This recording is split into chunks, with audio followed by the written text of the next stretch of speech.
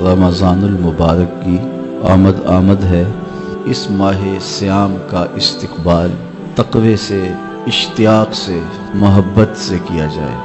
جنت تو جنت ہے، لیکن پورے 11 ماہ جنت کی آرائش و زیبائش ہوتی رہتی ہے، صرف ماہ سیام کے استقبال کے۔ ماہ سیام آتا ہے تو جنت کے 8 دروازے کھول دیے جاتے ہیں۔ اللہ کی رحمتیں بندوں کے بہت قریب ہو جاتی ہیں۔ اللہ کی خاص رحمتیں اس مہینے میں نازل ہونے جا رہی ہیں۔ تو فرمایا اللہ نے اس مہینے کے روزوں کو فرض قرار دیا ہے۔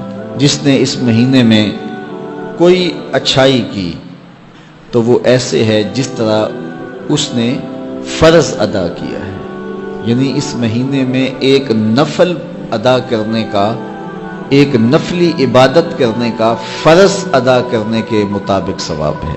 اور جس نے اس مہینے میں کوئی فرض ادا کیا تو گویا اس کو 70 فرضوں کا ثواب عطا کیا جائے، تو 70 گنا اجر اس مہینے میں بڑھ جاتا ہے۔ تو رحمتوں کی لوٹ سے لگی ہے نا اس مہینے میں۔ آقا کریم نے ارشاد فرمایا اور وہ صبر کا مہینہ ہے، اور صبر کا ثواب سیدھا سیدھا جنت ہے۔ وَشَهْرٌ يُزَادُ فِيهِ رِزْقُ الْمُؤْمِنِ، اور یہ ایسا بابرکت مہینہ ہے جس میں مومن کا رزق بڑھ جاتا ہے، مومن کے رزق میں اضافہ ہو جاتا ہے۔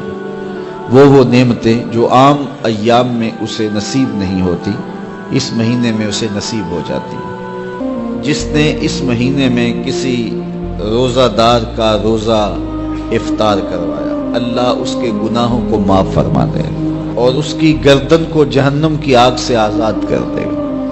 کہتے ہیں ہم نے حضور کی بارگاہ میں عرض کی، حضرت سلمان فارسی کہتے ہیں حضور ہم میں سے سارے لوگ تو یہ استطاعت نہیں رکھتے کہ وہ کسی کو روزہ افطار کروائیں، یہ تو پھر عمرا ہی بازی لے جائیں گے۔ تو رحمت عالم نے کیا جواب دیا، سنیے۔ فرمایا کہ اللہ تعالیٰ یہ ثواب اسے بھی عطا کرے گا جو دودھ کے ایک گھونٹ سے، ایک چوہارے یا کھجور سے، یا پانی کے ایک گلاس سے کسی کو افطار کروائے، اللہ اسے بھی یہ ثواب عطا فرمائے۔ تو یہ تو اس کی کرم نوازی ہے، اس کی رحمتوں کا باڑا بٹ رہا ہے۔ ہاں اگر کسی نے کسی کو سیراب ہو کر کے روزہ افطار کروایا، سیراب کر کے اچھا دسترخوان لگایا، انواع اقسام کی چیزیں رکھی، وہ رج گیا، تو ثواب تو اسے بھی مل گیا جس نے پانی کا گھونٹ پلایا، جس نے دودھ کا گھونٹ دے دیا، جس نے چوہارا دے دیا، کھجور دے دی۔ لیکن جس نے اس کو رجایا، اس کو خوب سیراب کیا، تو میرے مصطفیٰ کریم فرماتے ہیں اللہ اس کو جام کوثر عطا کرے گا۔ 50,000 سال کے دن میں اس کوثر کے جام پینے کے بعد اس کو پیاس نہیں لگے گی، حتیٰ کہ جنت میں چلا جائے گا۔ اللہ کی رضا کے لیے ماہ سیام میں لوگوں کے روزے افطار کروائیں۔